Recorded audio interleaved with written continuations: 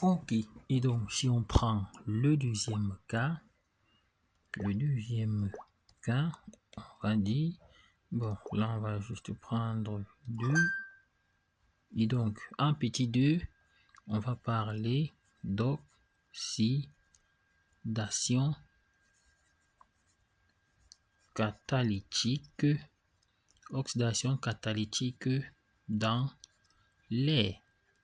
Alors, si on dit donc dans l'air, ceci revient à dire que on va tout simplement faire réagir le dioxygène de l'air en présence des alcools et on obtiendra donc les produits. Et donc, si on prend avec un alcool primaire, alors on a du R-CH2OH.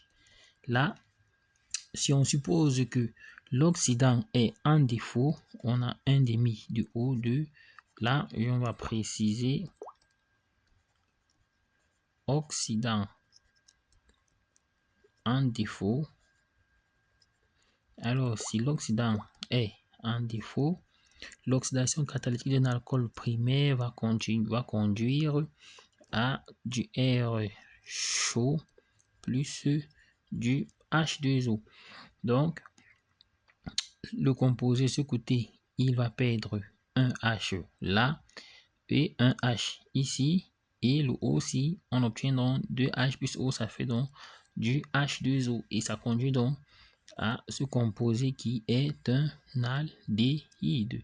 Sauf que lorsque l'oxydant est en excès, on a du RCH2-OH. On fonctionne toujours avec les alcools primaires, avec un oxydant, cette fois-ci en excès.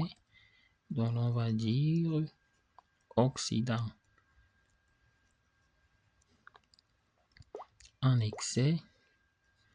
Dans ce cas, on obtient du R-COOH plus du H2O. Et ce composé appartient à la famille des acides carboxyliques. Donc, lorsqu'il s'agit de l'oxydation catalytique dans l'air avec les alcools primaires, si l'oxydant est en défaut, cela nous conduit à la formation d'un aldéhyde. Et si l'oxydant est en excès, ça conduit à la formation d'un acide carboxylique.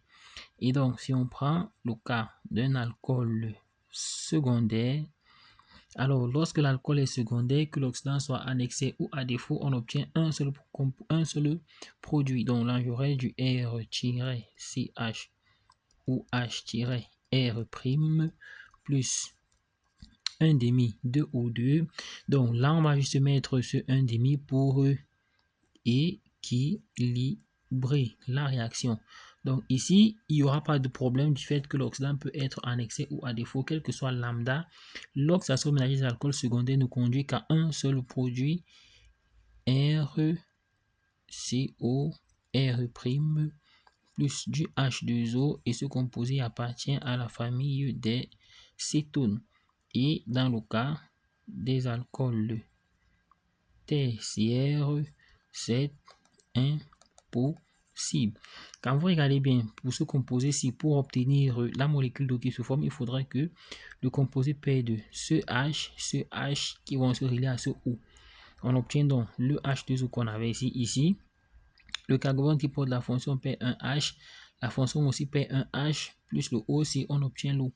Or, lorsqu'on prend un alcool tertiaire, l'alcool tertiaire, on a du R, C, R', R second, OH. Ce carbone n'est relié à aucun atome d'hydrogène. Puisqu'il n'est relié à aucun atome d'hydrogène, il ne peut donc pas perdre un hydrogène pour former la molécule d'eau. Par conséquent, il ne peut donc pas subir d'oxydation ménagée. Raison pour laquelle on dit donc que l'oxydation ménagée des alcools tertiaires est impossible.